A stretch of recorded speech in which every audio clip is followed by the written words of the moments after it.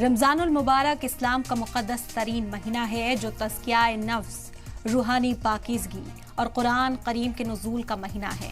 یہ رحمت، مغفرت اور جہنم سے آزادی کا مہینہ ہے جس میں مسلمان صبح صادق سے غروب آفتاب تک روزہ رکھ کر اللہ کی عبادت کرتے ہیں اور نفس پر قابو پاتے ہیں اور تقوی حاصل کرتے ہیں۔ اس مہینے کو چند ایسی خصوصیات اور عظمتیں حاصل ہیں جو کسی اور مہینے کو حاصل نہیں۔ رمضان المبارک انسان کو صبر، ہمدردی اور تقوی سکھا کر ایک بہتر مسلمان بننے کا موقع فراہم کرتا ہے۔ اللہ تعالیٰ نے رمضان کے روزے رکھنا فرض قرار دیا ہے، لیکن روزے کا اصل مقصد کیا ہے؟ اللہ تعالیٰ نے آخر کیوں اسے فرض قرار دیا؟ صبح صادق سے لے کر غروب آفتاب تک بھوکے پیاسے رہنے کے پیچھے آخر کیا حکمت عملی ہے؟ علماء اکرام کے ساتھ آج ہم اسی پر گفتگو کریں گے، تو چلیے رمضان المبارک پروگرام کا آغاز کرتے ہیں۔ ہمارے ساتھ خاص مہمان جو اس وقت شامل ہو رہے ہیں، جو ان تمام سوالوں کا جواب دیں گے، ان کا تعارف آپ سے کرا دیتے ہیں۔ مفتی ڈاکٹر مقصود عمران رشیدی صاحب اسلامک اسکالر اس وقت ہمارے ساتھ شامل ہو گئے ہیں، اور مولانا اعجاز اسلم اسلامک اسکالر بھی ہمارے ساتھ اس وقت شامل ہو گئے ہیں۔ اس پروگرام میں خیر مقدم کرتے ہیں آپ کا۔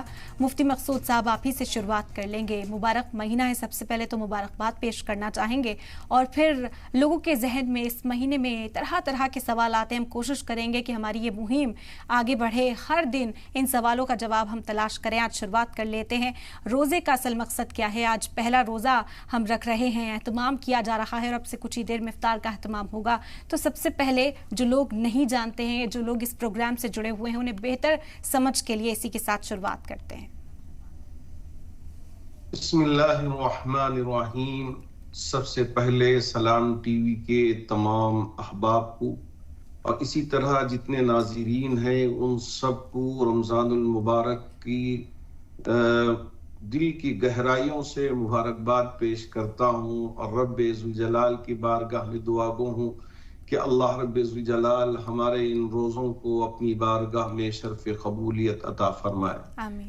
آپ نے جو سوال رکھا ہے اس کا جواب دینے سے پہلے کچھ ضروری معلومات فراہم کرنا چاہوں گا تاکہ لوگوں کو بات سمجھ میں آئے کہ اصل چیزیں کیا ہیں اور کس طرح رمضان کا آغاز ہوتا ہے۔ آپ نے شاید یہ حدیث سنی ہوگی، بارہا اس حدیث کو کوٹ کرتے ہیں حضرات علماء۔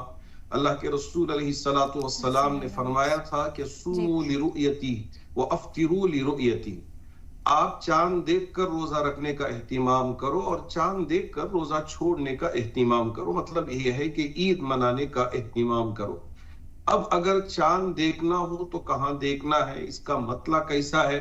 تو اس سلسلے میں تمام ریاستوں کے علماء کے درمیان میں بحث و مباحثہ ہوا اور اس پر تفصیلی گفتگو ہوئی۔ اس کے بعد آپس میں ایک متفق پلیٹ فارم تیار کیا گیا کہ کرناٹک میں بھی ایک ہلال کمیٹی قائم کی گئی، اسی طرح دلی میں ایک ہلال کمیٹی، دیوبند میں ایک ہلال کمیٹی، بریلوی میں ایک ہلال کمیٹی، ممبئی میں ہلال کمیٹی، بنگال میں ہلال کمیٹی، چنئی میں ہلال کمیٹی۔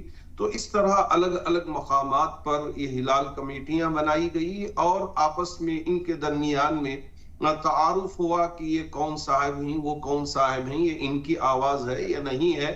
تو ساری چیزوں کا خلاصہ ہونے کے بعد یہ طے کیا گیا کہ اگر مثال کے طور پہ کرناٹک میں چاند نظر آتا ہے اور اس کی پوری تحقیق ہو جاتی ہے، اس کی شہادت لی جاتی ہے، تو خبر علی الشہادہ کی بنیاد پر دوسرے اسٹیٹس میں اس بات کو پہنچائی جائے گی، اور ہم نے جو گواہی لی ہے اس گواہی کو دوسرے اسٹیٹ میں پہنچا کر وہاں یہاں کی گواہی کے اعتبار سے چاند ہونے کا اعلان کیا جائے گا۔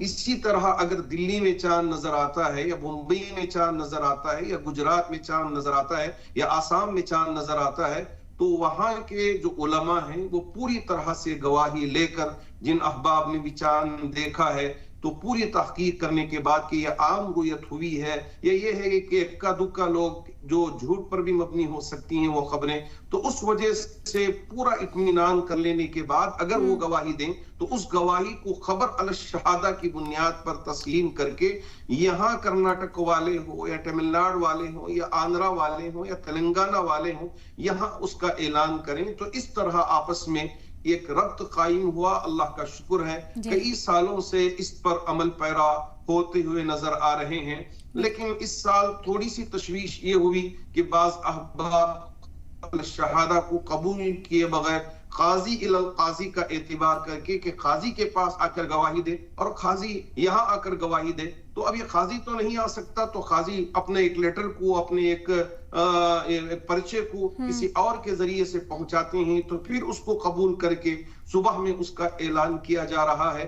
تو اس کی وجہ سے عوام میں ایک تشویش پائی گئی، پریشانیاں ہوئی کہ روزہ رکھنا ہے یا روزہ چھوڑ دینا ہے۔ تو اس سلسلے میں ہم وضاحت کرنا چاہیں گے کہ ملک میں اس وقت اتحاد کی سخت ترین ضرورت ہے۔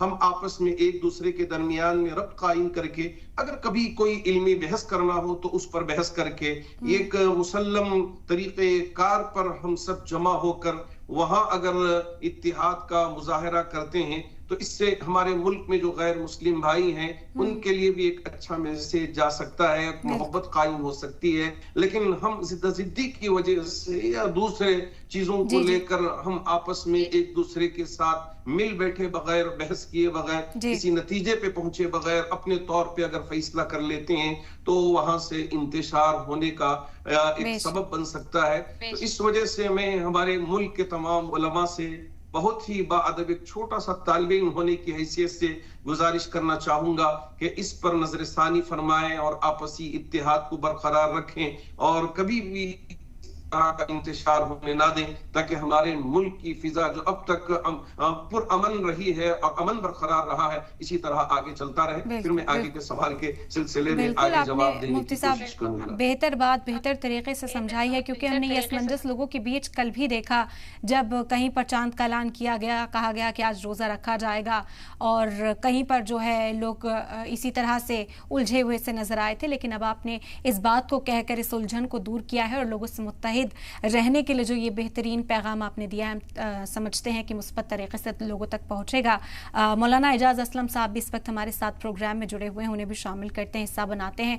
مولانا صاحب، قرآن مجید میں رمضان کا ذکر اور کس طرح سے کیا گیا ہے، کس تناظر میں پایا جاتا ہے، وہ آپ سے سمجھیں گے۔ روزے کی اہمیت پر ہم اس وقت بات چیت کر رہے ہیں اور ہم چاہتے ہیں کہ شروعات اسی سے ہو۔ بسم اللہ الرحمن الرحیم۔ رمضان کا ذکر قرآن مجید میں ان الفاظ میں آیا ہے: شہر رمضان الذی انزل فیہ القرآن ھدی للناس وبینات من الھدی والفرقان۔ رمضان وہ مہینہ ہے جس میں قرآن مجید نازل کیا گیا، جو انسانوں کے لیے ھدی للناس، تمام انسانوں، ساری انسانیت کے لیے سراسر اور مکمل ہدایت ہے۔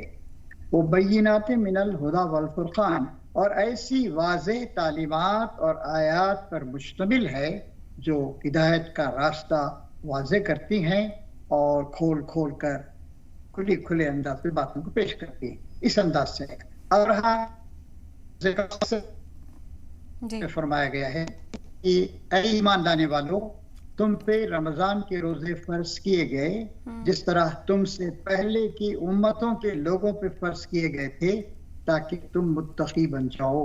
اور یہ ہے مقصد: تقوی، پرہیزگاری، نیکی، خدا شناسی اور انسانیت، انسان نوازی۔ چنانچہ مختصر یہی کہا جا سکتا ہے کہ انسان ایک اچھا مسلمان بن جائے، اور روزہ ایک طریقہ ہے، جیسے نماز ہے اسی طریقے سے روزہ ہمارے اندر نیکی اور پاکیزگی پیدا کرتا ہے۔ یہ اس کا مقصد۔ اس بات کا لحاظ رکھنا چاہیے کہ کسی چیز کا اگر مقصد پورا نہ ہو تو چیز بیکار ہو جاتی ہے۔ ایسے ہی روزے سے اگر نیکی نہیں پیدا ہوئی، خدا پرستی نہیں پیدا ہوئی، اور زندگی میں تبدیل نہیں آئے تو روزہ بھی ناکام ہو جاتا ہے۔ بے شک درست کہا آپ نے، اور اسی لیے کہا جاتا ہے رمضان کا مطلب یہ نہیں کہ آپ بھوکے پیاسے رہیں پورے دن۔ رمضان اس لیے آتا ہے تاکہ اپنی زندگی میں آپ ایک مکمل شخص بن سکیں، ایک بہتر انسان بن سکیں، آپ کی جو پریکٹس ہے وہ بہتر ہو سکے۔ اور مفتی صاحب، مفتی مقصود صاحب، کیونکہ اس بارے میں ہم ذکر کرتے آئے ہیں، پچھلے رمضان بھی ہم اسی طرح سے رابطہ قائم کرتے ہوئے یہ پیغام لوگوں تک پہنچا رہے تھے، اور ہماری خوش قسمتی ہے کہ ایک بار پھر سے ہمیں یہ موقع ملا ہے آپ کو آپ سے بات چیت کرنے کا، رہنمائی پانے کا. اسی وجہ سے ہم چاہتے ہیں کہ مثبت پیغام ہم عام کریں، زیادہ سے زیادہ لوگ جو ہیں وہ اس مہم سے جڑیں، سلام ٹی وی کے ساتھ جڑیں. رمضان کے روزے کس ہجری سن میں فرض ہوئے ہیں اور اس کی کیا حکمت ہے، یہ آپ سے جانیں گے، آپ سے سمجھیں گے. ہماری بہن ارم صاحبہ کو اللہ جزائے خیر دے اور سلام ٹی وی کو جزائے خیر دے. اس بات کی کوشش کرتے ہیں کہ رمضان کے اس مبارک مہینے میں کہ روزوں کو کس طرح سے رکھا جائے اور روزوں کے بارے میں کن کن چیزوں کا خیال رکھنا چاہیے، اور ہمارے روزے ہوں تو کیسے ہوں، اور اگر کوئی چیز پیش آ جائے تو اس کا حل قرآن اور حدیث کی روشنی میں ہمیں کیا ملتا ہے. ان ساری چیزوں کو تلاش کرنے کے لیے آپ مسلسل اس کے لیے لگی رہتی ہیں. اللہ آپ کو بھی جزائے خیر دے اور پوری ٹیم کو بھی جزائے خیر دے. یقیناً جو روزہ ہے اس کے سلسلے میں اللہ رب ذوالجلال نے فرمایا یا ایھا الذین آمنوا کتب علیکم الصیام کما کتب علی الذین من قبلکم لعلکم تتقون. اس آیت میں گویا کہ 3 حصے اللہ نے ذکر کیے. ایک بات تو یہ بیان کیا کہ اے ایمان والو تم پر روزے فرض کیے گئے. ایک کتبہ کا جو لفظ ہوتا ہے یہ فرض یہ ذکر کیا گیا ہے کہ روزے فرض کیے گئے، جیسا کہ جو پچھلی امتیں گزری ہیں ان پر روزے فرض کیے گئے تھے اسی طرح تم پر بھی روزے فرض کیے ہیں. یہ دوسرا اللہ نے یہاں یہ حال ذکر کیا کہ پچھلی امتیں بھی روزوں کا اہتمام کیا کرتی تھیں. تو اب تیسری بات اللہ نے یہ ذکر کیا کہ روزوں کا جو مقصد ہے اس مقصد کو اللہ نے یہاں یہ ذکر کر دیا لعلکم تتقون، تاکہ تم تقوی پرہیزگاری کو اختیار کر سکیں. تو یہ تقوی و پرہیزگاری روزوں کے ذریعے سے آئے گا. تو اس کا کیا مطلب ہوا کہ دیکھیے اب ہم روزہ رکھ رہے ہیں کب؟ صبح صادق سے لے کر غروب آفتاب تک. اب یہاں جھوٹ نہیں بولیں گے، نہ کھانا کھائیں گے، نہ پانی پیئیں گے، نہ ایک گھونٹ. میں بہت سارے لوگوں کو دیکھتا ہوں مسجد میں کہ وضو کرتے ہوئے بہت احتیاط سے کلی کرتے ہیں. جب میں ان سے پوچھتا ہوں کہ ماشاءاللہ اتنا سنبھل کر تھوڑا سا پانی لے کے آپ جو یہ کلی کر رہے ہیں اس کی کیا وجہ ہے، تو وہ بیان کرتے ہیں کہ حضرت ہمیں ڈر لگے رہتا ہے کہ کہیں پانی اندر نہ چلے جائے اور ہمارا روزہ خراب نہ ہو جائے، صرف ہم بھوکے رہ جائے، پیسے رہ جائے، پھر ہم کو اجر نہ ملے. تو اس وجہ سے ذرا احتیاط کے ساتھ ہم کھلی کر رہے ہیں. مجھے بڑا رشک آتا ہے ہمارے ان احباب کے ان جوابوں کو سن کر، اور دل میں اللہ کا شکر بجا لاتا ہوں کہ یا اللہ تیرے ایسے بھی بندے ہیں جو اتنا احتیاط کر کے ماشاءاللہ روزہ رکھنے کا اہتمام کر رہے ہیں. اے اللہ تقوی و طہارت والی زندگی آپ عطا کر دیجیے. اس طرح میری زبان سے دعا نکل جاتی ہے، اللہ ہمیں بھی اس طرح کی توفیق عطا فرما دے. بے شک درست.